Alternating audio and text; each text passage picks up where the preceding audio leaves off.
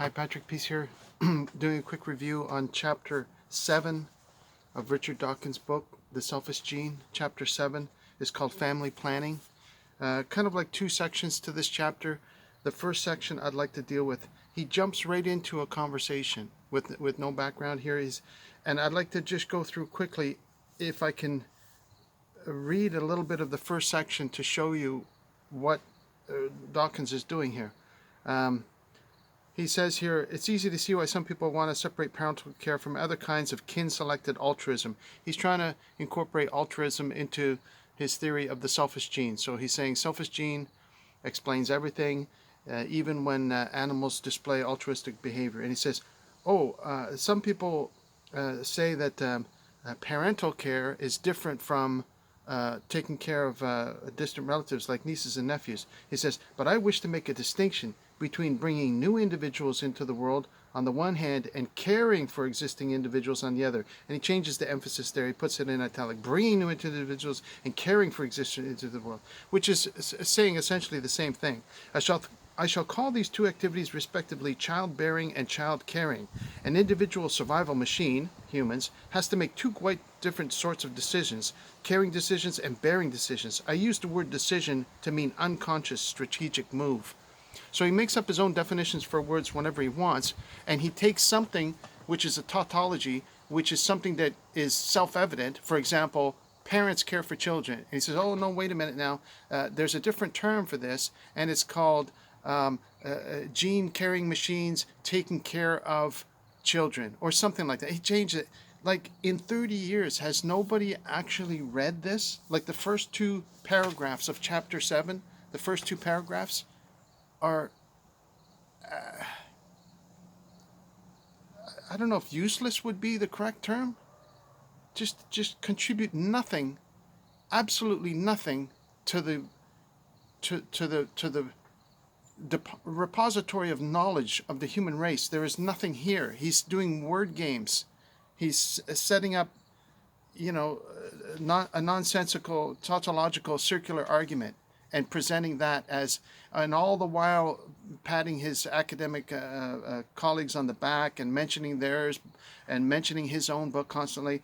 Now, that's the first part, and he deals with that quite a bit in the chapter, talking about how different animals take care of their young differently, and he wants to trace it all back to saying, well, that the selfish gene theory explains all that, or accounts for all that, which is it's ridiculous. It's totally ridiculous. However, the thing that scares me about this chapter is that he starts to move into the idea of population control, and he gets very serious here.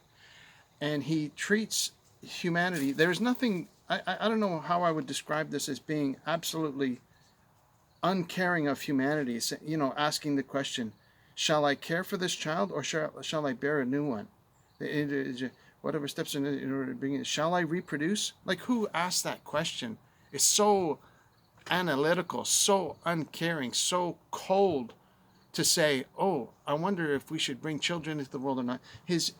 And when he moves on into the idea of population control, you can see how dangerous this teaching is. And now I'm starting to actually realize what the result of this type of thinking can produce. And I didn't realize what I was getting into when I first started these reviews in this book.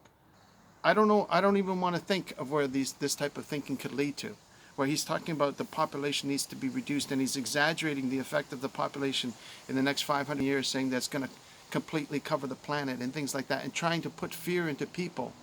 Even though he mentions that when they've done studies with certain populations, rats, for example, or mice, they do populations and give them as much food as they want, they reach a certain level where the population levels off, maybe because they're out of space and they suffer from stress and the females stop producing. Humans could reach the same thing. Perhaps as the population grows, we reach a level of homeostasis with our environment, and it starts to level off. And already there's studies coming in that's saying that it's supposed to level off around a certain number of billions of people on the planet. I don't know. But this type of thinking that he's delivering in Chapter 7 about population control is extremely scary to think of where that type of thinking would lead to. And people that have been influenced by this teaching, that's been prevalent for the past 30 years and elevated as an important piece of literature, that this book That's the reason why I'm reviewing this, because I'm sort of starting at a foundational, the 30-year book, and hopefully I'll have time to move on to books by other.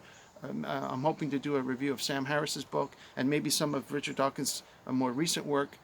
Maybe I can expand on that. But so far, I'm looking at something which is totally unfeeling, totally nothing more unromantic in the world about, human relations than what's written here.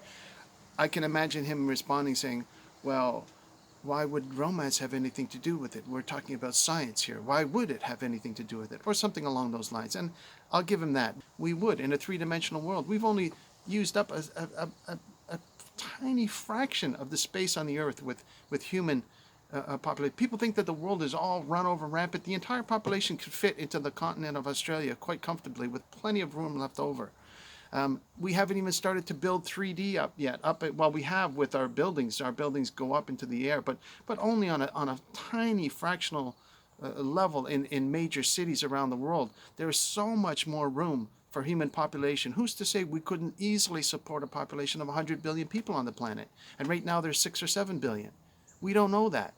But he's already putting fear into people, saying, oh, population is going to get out of control, and there has to be some kind of mechanism to bring that back into. He doesn't go too much into detail about how to rectify that, but the rest is basically him talking about trying to include the different types of animal behavior into his selfish gene theory. So it kind of scared me and shocked me, this chapter, a little bit, chapter 7. But if, on the other hand, his ideas are frightfully used to reduce human population, I hate to think how he may be viewed in light of history. And if that's the case, so be it. It puts a chill in my soul, and I don't want to think about it any further. Thanks for watching. Take care now. Bye-bye.